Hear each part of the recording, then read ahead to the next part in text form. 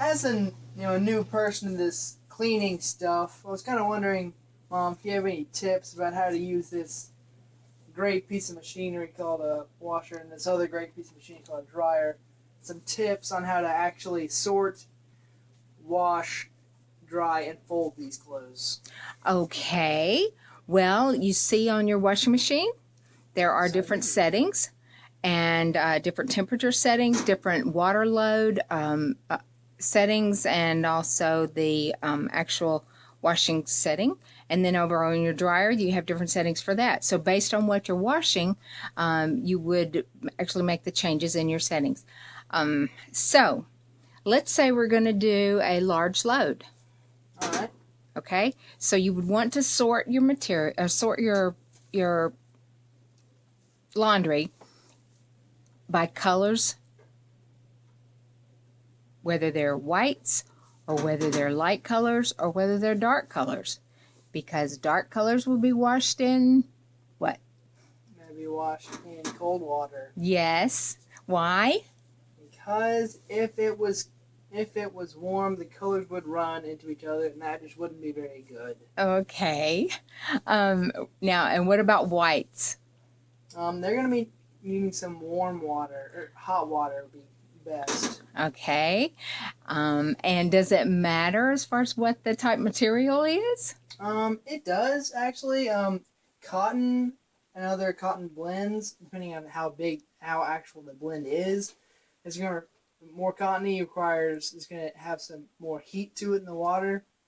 With the more polyester based things, be a little cooler because we don't want things to get too messed up for the clothes. Okay. Well, how about if we try to sort some and then you go ahead and get started on a load? Okay. Well, you sort based on you read the label, and also like we said earlier was color. Another thing is like these. I like these shorts a lot, and then they have these stains on them like this from going out and doing whatever, changing oil in my car or anything, and so it requires something more than just detergent and water to clean them.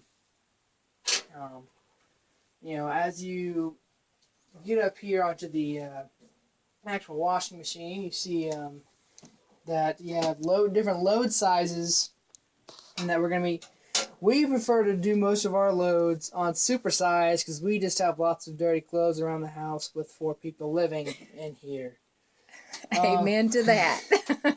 And as you can see, you have different temperature settings for whatever type of load it is, and you have a lot of these different things for the different actual pieces of washing cycles you have for different actually clothing, as in cotton, delicates, and wrinkle free. Okay. So we're gonna put a few.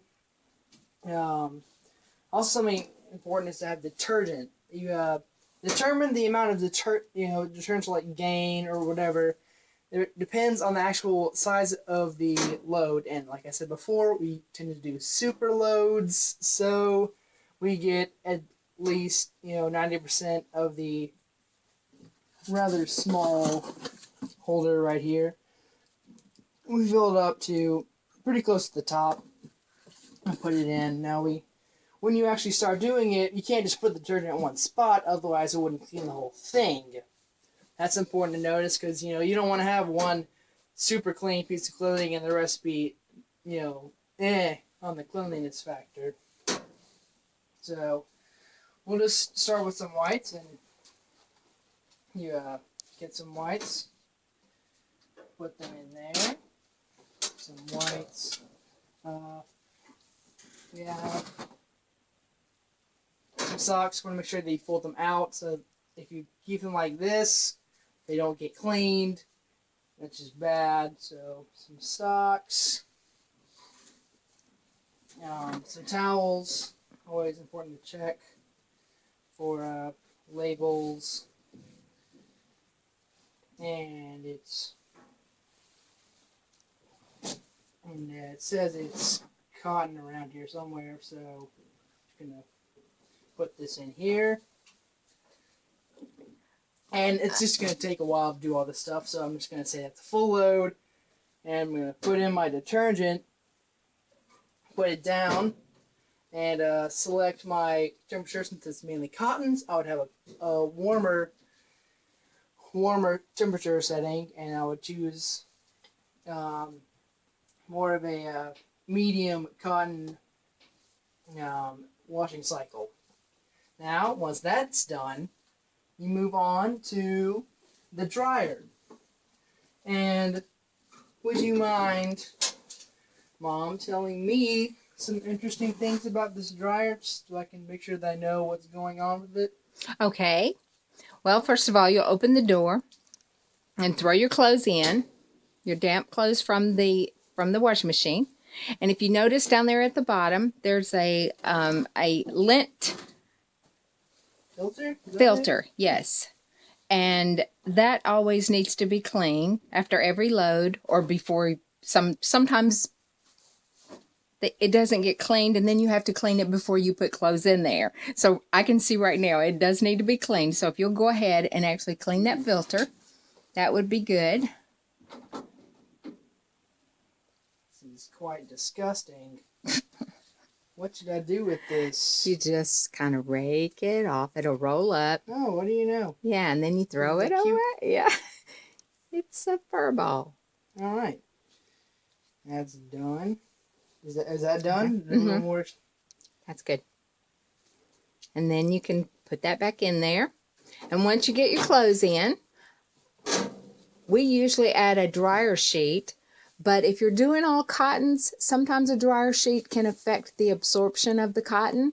And so it's not always a good idea for your towels or for your dish rags and things like that to use a dryer sheet. But in this case, we would use a dryer sheet. So if you would get a dryer sheet from the cabinet. Oh, these always smell good. Mm-hmm. Put that in there with your clothes. Then close the door. And look at your temperature setting and also your drying cycle. Because if you're doing cottons, then you're going to need a higher temperature. Yeah, so you put it over on the cotton side instead of the for your fluff, right, where it has a little less heat. Okay. And then over there is the actual drying, and if you turn it up, it goes around clockwise. That's another little tip. Go all the way around. There you go. And it depends on how heavy your fabric is, as far as your clothes, regarding how long it's going to take them to dry. So it might be optimum dry or it might be more dry. And usually towels are kind of thick, and so sometimes they require more dry. Okay, so now you want to take over from there? All right, so like I said, you go from here. You know, like Mom said, making sure your filter is clean is very important. A lot of house fires are caused by dryer problems. That's just not something that needs to happen a lot. You like you said, put temperature on the correct temperature, basing it off of the clothing, like what's it made out of. Hit the start button, and pull it out and put it into a nice closed bin that we have, or that we do not have at the moment, but we'll understand. Just pretend that it's there. Now we take out what we have and we start to fold them. With towels, I just try to half it as much as possible to get to a size that is manageable. So sometimes you just gotta guess on how far halfway is, and then just do whatever you have to do.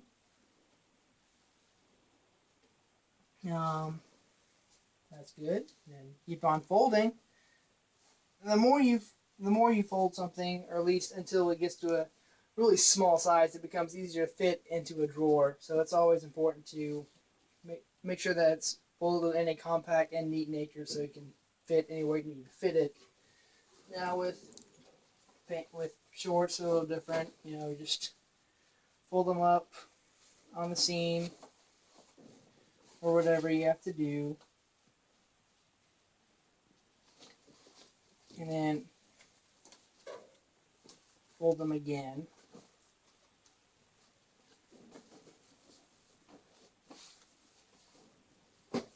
Now with other things, such as shirts, I'll just bring out a shirt that might be a little easier to show how to. You go like this, and then there are different opinions on how to fold things. I like to go sleeves in and fold inside again. And then fold again and again. And there's the and socks. Can't forget about socks. They're very important. If I can just find another sock, don't necessarily match, but we'll pretend that they do. You go like this. There's your socks.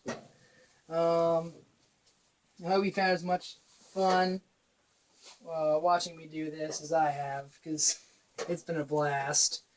And so I'll see you guys later, and have fun in Bachelor Living.